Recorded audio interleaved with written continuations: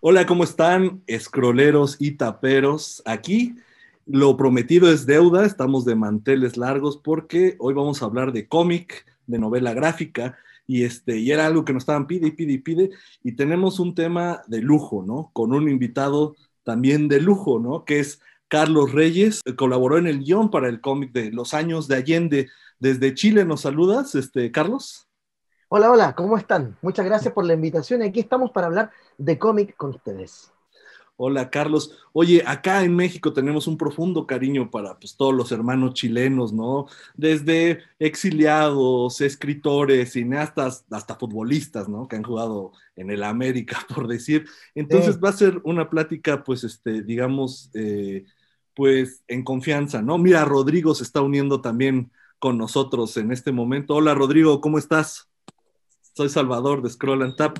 Bueno, pues la dinámica, vamos a platicar, ¿qué es Los Años de Allende? Para que sepa un poco la audiencia. Pues es un cómic documental, ahorita a lo mejor me pueden corregir y todo eso, que nos habla sobre, ¿cómo se llama? Desde las elecciones en las que gana Allende por un margen apretado, pero que fue algo histórico para los que no lo sepan, y pues nos cuenta la presidencia, todo lo que fue, hasta el fatídico día del 11 de septiembre, pues cuando bombardean la moneda y pues la épica transmisión de radio que muchos en Latinoamérica pues lamentablemente conocemos, ¿no? Pero digamos, quien me quiera responder y así vamos haciendo la plática, leí el cómic y lo que me impresionó son los inserts que se usaron, ¿no? La narración en el momento. Toda esa información, ¿cómo se llama? Juntarla y hacerla digerible para quien lo está leyendo. Y aparte meter ese juego de diálogos, ¿qué significó, no? Todo ese trabajo de investigación, de periodística, testimonial. Cuéntenos un poco de eso porque se me hace que fue una chambota, la verdad. sí, así fue, una chambota, como dices tú. Y efectivamente has retratado muy bien el espíritu del libro, lo resumiste claramente para explicarlo a quienes nos están viendo. Sí, fue un trabajo enorme, nos demoramos 3 años en este libro, que se publicó en Chile en el 2015 y que ha tenido una vida muy interesante, puesto que se ha publicado ya en varios países, ahora incluyendo felizmente a México y a toda Latinoamérica. Sí, fue un trabajo difícil de hacer, fue propiciado por un mexicano, ¿eh? Nuestro editor chileno es un mexicano, así es que se Ah, publique órale. es maravilloso porque cierra todo el ciclo. Fue un trabajo enorme para Rodrigo y para mí, en términos bibliográficos y también fotográficos, artísticos. Investigamos muchísima información. Llegamos a saber tanta información que en un momento yo como guionista colapsé y pensé que no iba a ser capaz de terminar el libro. En un momento dije, no lo voy a lograr, y es un libro que a mí me interesa mucho. Yo pasé por una crisis en la mitad del libro. Yo quería, en un momento como que quise abandonarlo completamente, pero finalmente no fue así, lo logramos. Como tú bien dices, es un gran trabajo de mucha información.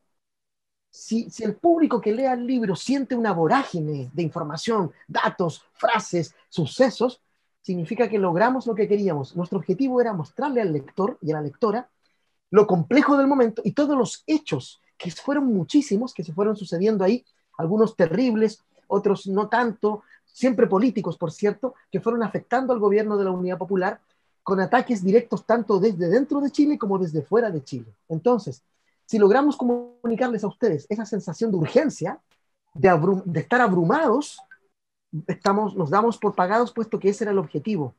Yo siento que en rigor, eh, la época y la vorágine de esa época de los años 70 es muy comparable a la que vivimos hoy día, en términos también de crisis político-social en el mundo. Así que yo creo que el libro de Allende es un libro tan actual, quizás el libro más actual que hemos hecho sin pensar en el presente.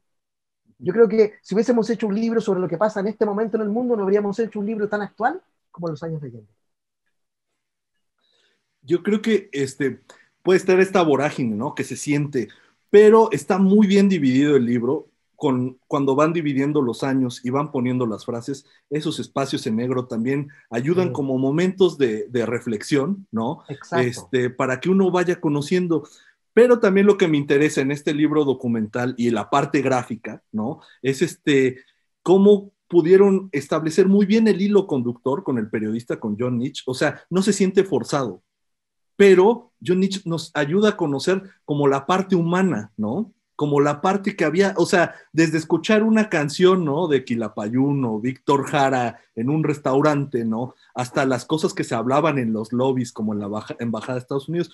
Yo creo que quisiera saber estas secuencias cinematográficas que se van logrando a través de las imágenes, pero que también acompañan muy bien a la historia que es el hilo conductor, ¿no?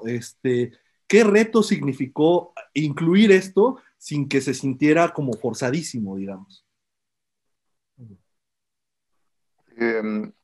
Bueno, creo que John Nietzsche fue un personaje que lo conversamos bastante con Carlos. Me gustaría agregar antes que el trabajo en equipo que tenemos con Carlos para mí ha sido bien importante porque nos respetamos mucho en nuestras propias áreas y eso ha generado un trabajo en equipo con mucha confianza. Entonces, todo lo conversamos y nos respetamos mutuamente en las decisiones. Hay veces en las cuales Carlos me entrega el guión de una página y yo tengo la libertad para modificarlo en favor de la expresión gráfica o de lo visual. Y viceversa, si muchas veces yo puedo a lo mejor tener una idea de cómo representar visualmente un momento y Carlos me dice mejor otro punto, también lo conversamos, lo dialogamos y llegamos a algunos acuerdos. Entonces, en el caso de John Nietzsche, conversamos la idea de que tiene que ser un periodista, porque eso hecho ocurrió, o sea, durante el periodo de la Unidad Popular, muchos periodistas viajaron a distintas partes del mundo a cubrir este proceso tan único en la historia de la humanidad, en el cual un gobierno socialista llegó al poder por medio de los votos. O sea, eso fue la primera vez en la historia del mundo moderno. Entonces, obviamente que iba a ser interesante para la prensa internacional. Además, en algunos momentos conversamos si podía ser cubano o podía ser norteamericano, pero sí sabíamos que tenía que ser extranjero, porque de esa manera nos permitía a nosotros que un personaje tuviera la mirada ingenua, que se atreviera a hacer las grandes preguntas que a lo mejor ahora no nos queremos hacer. Esas preguntas que los chilenos no nos hacemos. Eh, Estamos tan inmersos dentro de toda esta problemática que se generó y que sigue todavía vigente, que no nos queremos hacer las preguntas esenciales. Es muy interesante lo que tú has dicho de las páginas en negro, esas que van separando año a año, porque sentíamos que había tanta información que era importante hacerlo vía capítulos. Entonces te permite leer un capítulo y si quieres descansar un rato y volver a retomar el siguiente. John Nietzsche ciertamente está al nivel del ciudadano de la calle, como tú también intuiste muy bien. Él está a nuestro nivel, al nivel común y corriente, no está en el nivel macro.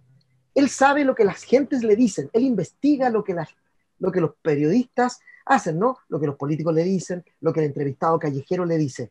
Él nos permite ser de algún modo un personaje vicario de quien está leyendo la novela y que se hace preguntas que él mismo se puede hacer. Entonces, este personaje de John Nietzsche nos permitía a Rodrigo y a mí que se hicieran las preguntas que un lector o lectora eventual pudiera hacerse respecto de los temas del libro. Esa era la función del personaje. Qué bueno que no te pareció forzado y natural, porque a mí me parecía que la historia de John y sus amigos, los que va conociendo en Chile, es una historia que está bajo la otra gran historia que es la que nos importa, que es el gobierno de Allende, que es el verdadero protagonista, junto con el pueblo chileno. Pero efectivamente eso le da humanidad, ¿no? O sea, digamos, no es nada más los datos, lo macro, baja, sube constantemente, y eso junto con el ritmo que hablamos hace rato de, pues, digamos que son secuencias que te van agarrando tanto en información como visuales, hablamos también como del espíritu que a lo mejor se vivía en esos años, ¿no? Que era una olla de presión, o sea, había efervescencia de una parte por la ilusión de un gobierno que se preocupara por el pueblo, por la gente, no sé qué. Pero, por ejemplo, algo que me sorprendió muchísimo, yo pensé que toda la izquierda apoyaba a Allende, ¿no? Y cuando lo descubro digo, órale, ¿no? O sea, toda la presión a la que estaba sometida su gobierno, pero también todos los intereses de parte de la derecha. Entonces, digamos, por eso digo, hago este análisis con la analogía de la olla de presión, porque nadie quedaba indiferente, ¿no? Y en algún momento entre la tensión y el idealismo, toda esa efervescencia pues iba a votar, ¿no? ¿Qué reto significó también eso? Difícil. Lo que tú dices es exactamente la sensación que nosotros teníamos. Claro, la izquierda, la extrema izquierda, que si bien es cierto lo apoyaba, lo criticaba constantemente puesto que lo consideraban muy blando, muy soft, ¿no? Queremos que seas más duro, Allende, queremos armas, queremos que el pueblo se arme, y Allende se negaba a eso. Recuerda que que los cubanos le dicen, si tú no usas las armas, esta revolución no va a funcionar. Por eso no lo apoyan tanto como debieron haberlo hecho tal vez, porque Allende no quería esa guerra. Entonces, para nosotros, dubitar entre esos dos o balancear esos dos mundos, el de la derecha y de la izquierda, fue complejo. Entonces, en algunos puntos, si tú te fijas en el libro, a veces hay alguna afirmación y pongo un diario de extrema derecha diciendo algo sobre ese contenido, y al mismo tiempo está un comentario de alguien de izquierda sobre ese mismo contenido, de manera de cada cierto tiempo ver cómo una misma noticia o un mismo hecho tenía dos interpretaciones, o dos interpretaciones extremas incluso. Y esa olla a presión que tú dices, que es la lucha interna que se produce desde el primer día al gobierno de Allende hasta el último día, y esa lucha externa también que se produce es la olla a presión que explota el 11 de septiembre de 1973. Otro objetivo que yo tenía como guionista es justamente ese que tú dices, que la gente al leer el libro entendiera esa vorágine, esa efervescencia social. Y si tú ves, muchos de los obreros que entrevistamos, que son gente común y corriente, también están en sus entrevistas basadas en entrevistas reales que yo encontré, las transformé un poco, hice paráfrasis de algunas de ellas, y la gente común de la calle, un obrero analfabeto, era capaz de hablar con una soltura política y de conocimiento sobre el tema político que hoy es impensable para un mundo en el que vivimos. La gente tenía así opiniones fundamentadas. Eso a mí me impresionó mucho y tratamos de que en el libro esa efervescencia política de la que tú mencionaste se notara perfectamente. Creo que a partir de lo que dices, creo que en algún modo se logró. 2015 fue cuando se estrenó, ¿no? En Chile fue bien recibido, ganó premios de cómic, mejor cómic, guión, pero hablamos de que también en el pasado reciente la movilización social en Chile es es muy presente, ¿no? Hablamos desde los estudiantes, hablamos del movimiento feminista, una efervescencia también política, no lo quiero comparar con aquellos años, pero digamos, está movida la calle en Chile, ¿no? ¿Cómo fue recibido este trabajo, ¿no? Que habla sobre otro momento de Chile también crucial y donde la política se hablaba en la banqueta, ¿no? Sí. Hoy la política se sigue hablando en la banqueta en Chile, como tú bien apuntas, yo diría que no solo en Chile, sino que en el mundo entero, la política está en la calle hoy, ahí se la está jugando todo. Algo pasa en el mundo entero, hay un hiato, yo creo, social y político hoy, actual, en que en todo el mundo, y tal vez y terriblemente gracias a la pandemia, se han despertado, se han develado las injusticias, las opresiones, ¿no? Las desigualdades del planeta. Y en todo el mundo se ha destapado eso. Por eso las policías de todo el mundo están actuando como actúan, ¿no? Se ha develado ese horror. Porque claro, cuando nos portamos bien, no nos ataca nadie. Cuando empezamos a cuestionar aquello, se nos ataca inmediatamente en todo el mundo. Entonces, como bien apuntas tú, sí, en Chile, creo yo, y en el mundo, yo me atrevería a decir que vivimos un momento muy parecido al del 70 o a los fines de los 60 en el mundo. Hay una eclosión, una explosión político-social. Hay demandas LGTBQ+, hay demandas feministas, hay demandas obreras, hay demandas, ¿no es cierto?, de pobreza, de salud. La pandemia desgraciadamente destapó eso y lo hizo evidente, pero al mismo tiempo es una oportunidad. Y siento que el mundo está en un momento en que nuestro libro, por ejemplo, creo que calza perfectamente en esta crisis que vivimos, porque es una crisis que es una oportunidad. Podemos aprender de este periodo de Allende y saber qué cosas no debemos hacer para no repetir ese error y enfrentarnos desgraciadamente a cosas que vimos ahí en el 70, el 73, en Chile y en el mundo, que desgraciadamente suceden hoy igual, calcadas. Es triste, pero creo que por eso decía al comienzo que nuestro libro, en lugar de ser un libro del pasado, es un libro muy actual. Entonces, todas esas luchas a las que tú aludes, siento que son, yo diría, muy semejantes, desgraciadamente muy semejantes al momento histórico, a la tensión social de ese periodo anterior, que es el mismo que estamos reproduciendo hoy en Chile y en todo el mundo. Además, yo vivo aquí, en mi ventana que está en esa dirección, yo vivo exactamente en el lugar donde ustedes han visto las mayores manifestaciones en Chile. Yo vivo en ese lugar, en el epicentro de las manifestaciones. Por tanto, yo lo veo todos los días. He bajado a esas manifestaciones. He hecho videos desde mi ventana con la represión policial. Yo estoy aquí. Nadie puede decirme lo que sucede, puesto que yo lo veo día a día. Así que todas esas imágenes en que has visto al 1.000.000 de personas en una marcha en Santiago, yo estoy ahí porque vivo ahí mismo. Entonces, si vuelvo de la marcha en un momento a mi casa, sigo en la marcha, puesto que la marcha me rodea por ambas calles. Sí, bueno, es increíble. A lo mejor luego ahí tendremos material para otro cómic, otra novela gráfica. Seguro.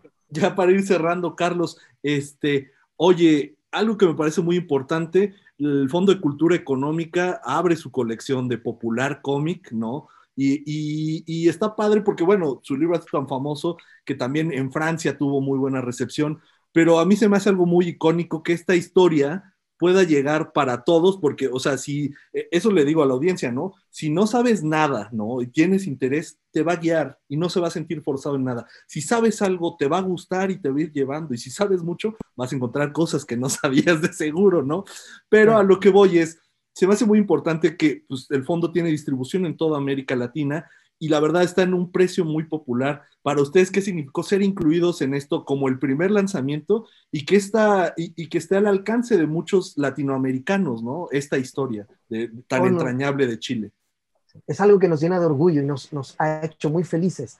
Es un sueño. Primero, un sueño que nos publicaran en México, un país admirable, en un país con una cultura riquísima, un país que publica muchísimos libros que todos hemos leído alguna vez. Para nosotros es un orgullo primero estar ahí, porque se cierra, como te decía, este círculo que inició un mexicano en mi casa cuando me propone hacer este libro.